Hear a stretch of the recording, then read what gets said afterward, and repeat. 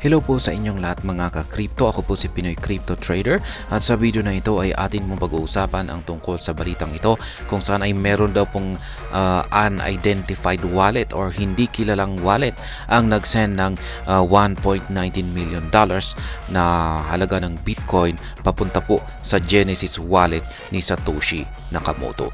Sa mga hindi po nakakakilala kay Ginoong Satoshi Nakamoto ay siya po ang creator ng Bitcoin. At ayan, bago po tayo magpatuloy ay nais ko lamang po munang bigyang linaw ang aking disclaimer kung saan ang nilalaman po ng video na ito ay hindi po ito isang financial advice. For education and information purposes lamang po ang layunin nito. Maliban po dito ay nais ko na rin pong magbigay babala na wala pong kahit anumang group chat ang Pinoy Crypto Trader. At ayan, ang sabi po rito ay may isa pong hindi kilalang tao ang nagdeposito ng 26.9 na BTC or Bitcoin. Halos umaabot na po yan sa $1.19 million. At ito po ay kanyang dineposit sa Genesis wallet. Ito po yung unang wallet na nilikha dito sa Bitcoin network ni Satoshi Nakamoto noong mga January 5. Ayan. Ang transaction na ito ay naganap 2 araw matapos po ipagdiwang or i-celebrate ang ika-15 anniversary ng Bitcoin. At hindi na ito pwedeng makuha or mabawi pang muli. Ayan, bago po i-deposito ang Bitcoin dito sa Genesis wallet ay sinabi ng Arkham Intelligence na pinunduhan po ng may-ari ng wallet ito gamit ang isang complicated transaction mula sa iba't ibang mga addresses. Ayan, meron po silang ipinakitang screenshot dito. Screenshot mula sa Arkham Intelligence. Nalaman din po ng Arkham Intelligence na ang karamihan sa mga funds ay nagmula po ito sa isang wallet na pinaniniwalaan po nilang pagmamay-ari ni Binance. Yan, bago po bago po ito ay nalipat sa wallet ni Satoshi Nakamoto ay nag-withdraw ang hindi kilalang sender ng halos 27 na BTC mula sa Binance Exchange. Dahil sa batas na nangangailangan ng mahigpit na KYC procedures sa mga crypto exchanges tulad po ng Binance, ang iba ay naniniwala na ang pagkakakilanlan ng taong nasa likod ng transfer sa wallet na ito ni Nakamoto ay potensyal na kilala ng Binance compliance team. Kaya yan, meron po silang information yan kasi dumadaan na po lahat ng mga users ng Binance ng KYC. Or know your customer. Yan bang ibig sabihin yan. Ang Genesis wallet na kilala bilang ito ay ginawa ni Satoshi Nakamoto ay pangunahing nagtipon po ito ng mga maliliit na transaction mula nang ito'y na-create noong January 3 taong 2009. Yan po ang tweet. Meron pong tweet dito si Ginoong Connor. Yan. Either Satoshi woke up, bought 27 Bitcoin from Binance and deposited into their wallet, or someone just burned $1 million. Kaya yan po yung sabi ni Ginoong Connor dito. Posibleng baka bumangon lamang daw si Ginoong Satoshi Nakamoto tapos bumili siya ng 27 na Bitcoin kay Binance at kanya itong i-deposit sa kanyang wallet. Or may isang tao lamang na gustong magsunog ng $1,000,000. Kaya yan po yung screenshot muli sa transaction na naganap na na-send dito sa wallet ni Satoshi Nakamoto.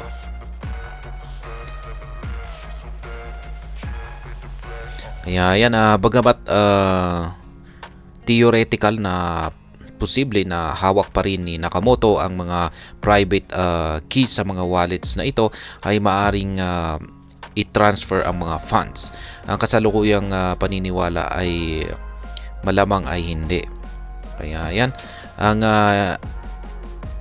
ang ebidensya na sumusuporta sa paniniwala pong ito ay ang mga funds mula sa mga wallet ay nauugnay po ito kay Nakamoto. Kasama ang mga funds ng Genesis Block ay hindi po gumalaw mula nung mawala or naglaho po si Ginoong Satoshi Nakamoto noong December 2010.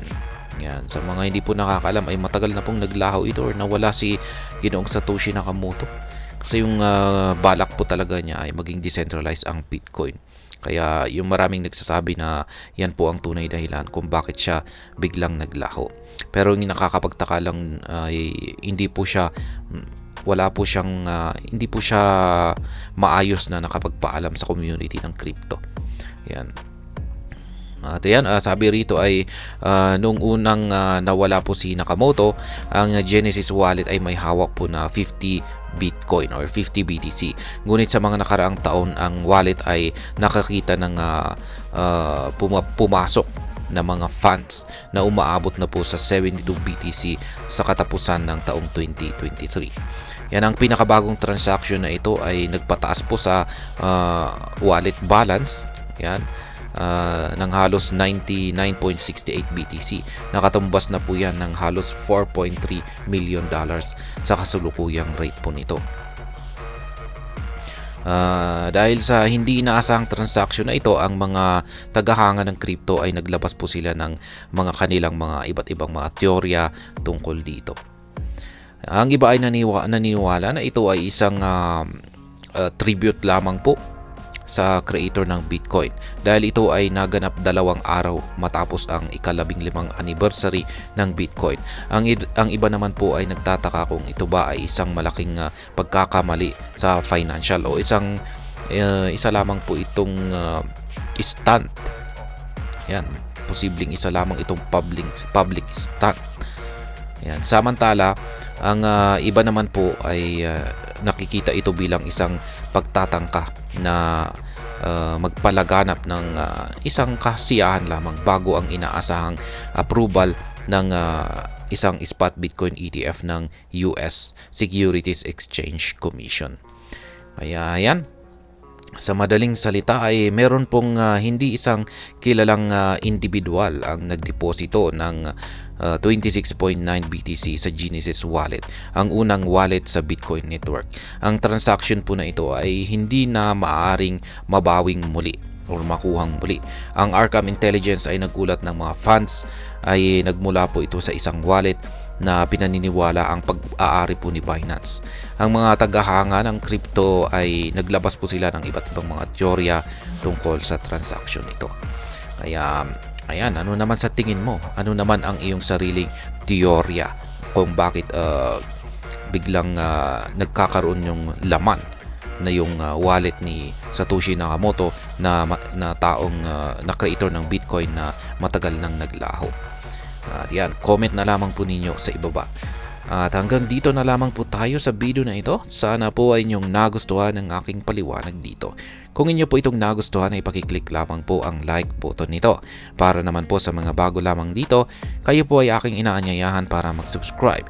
Pakiclick na rin po ang bell icon nito dahil ito po ang siyang magsisilbing notification nito sa mga bago kong videos na akin pong ina-upload sa aking YouTube channel na ito. Marami pong salamat sa panonood, ingat po tayo lagi at God bless po sa ating lahat.